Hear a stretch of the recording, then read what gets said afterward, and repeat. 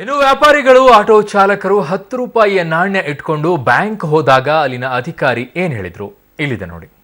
ಬ್ಯಾಂಕಲ್ಲಿ ತಗೊಂಡೋದ್ರೆ ಇಲ್ಲಮ್ಮ 2000ಗೆ ಚೇಂಜ್ ಕೇಳ್ತಾ ಇದ್ದಾರೆ ಎಲ್ಲರೂ.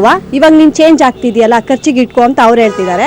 ಇವಾಗ ಗೌರ್ಮೆಂಟ್ ಇಂದ ಬೇನೆ ಇದು ಏನು ಅಂತಾನೆ ಗೊತ್ತಿಲ್ಲ. ನಾವು ಬಂದು ಕಸ್ಟಮರ್ ಕೊಟ್ರೆ ಅವ್ರು ತಗೊಂತಾ ಇಲ್ಲ. ಅಂಗಡಿಗೆ 10 ರೂಪಾಯಿ ತಗೊಂತಾ ಇಲ್ಲ. ತಗೊಳ್ಳೋದು ಕಾರಣ ಏನು ಅಂತಂದ್ರೆ ಯಾರು ನಾವು ತಗೊಂತೀವಿ, ನಮ್ಮ ಹತ್ರ ಯಾರು ಕಸ್ಟಮರ್ ತಗೊಂತಾ ಇಲ್ಲ. ಕಾರಣ ಕೇಳಿದ್ರೆ 10 ರೂಪಾಯಿ ಎಲ್ಲೋ ಬ್ಯಾನ್ ಆಗಿದೆ ಅಂತ ಎಲ್ಲ ಕಡೆ ಸುದ್ದಿ ಹಬ್ಬಿಸಿದ್ದಾರೆ.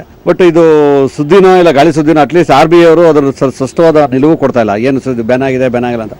ಈ ಥರ ಸಮಸ್ಯೆ ಆಗೋಗ್ಬಿಟ್ಟು ಕೊನೆಗೆ ವ್ಯಾಪಾರಕ್ಕೂ ಸಮಸ್ಯೆ ಆಗಿದೆ.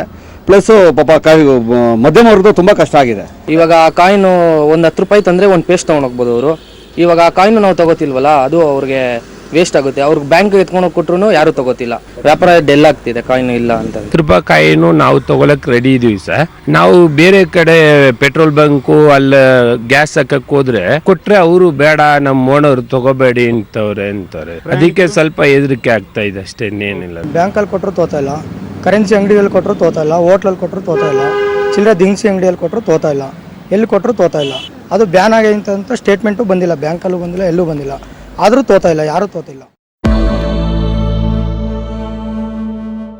ಸಂಸತ್ ಅಥವಾ ವಿಧಾನಸಭೆ ಪ್ರಜಾಪ್ರಭುತ್ವದ ದೇಗುಲ ಅಂತಾರೆ. ಆದರೆ ತಮಿಳುನಾಡಿನ ಅಸೆಂಬ್ಲಿ ಇವತ್ತು ಅಕ್ಷರಶಃ ರಣರಂಗವಾಯಿತು. ಜಯಲಲಿತಾ ಅಕಾಲಿಕ ನಿಧನದ ಬಳಿಕ ಅಣ್ಣಾ DMK ಮೇಲೆ ಹಿಡಿತ ಸಾಧಿಸಿದ ಶಶಿಕಲಾ ಅವರ ಹೋರಾಟದ ಮುಂದುವರಿದ ಭಾಗವಾಗಿ ಎಲ್ಲವೂ ನಡೆಯಿತು. ಬೆಂಗಳೂರಲ್ಲಿ ಹುಕ್ಕಾ ಬಾರ್ಗೆ ಅನುಮತಿ ಇಲ್ಲ ಅಂತ BBMP ಮತ್ತೊಮ್ಮೆ ಎಚ್ಚರಿಕೆಯನ್ನ ನೀಡಿದೆ.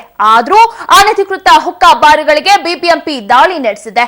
ಶಾಂತ ಬೆಂಗಳೂರಿನ ಕರಾಳ ಮುಖದ ಪರಿಚಯವನ್ನ ನಾವು ಮಾಡಿಕೊಡ್ತೀವಿ ನೋಡಿ.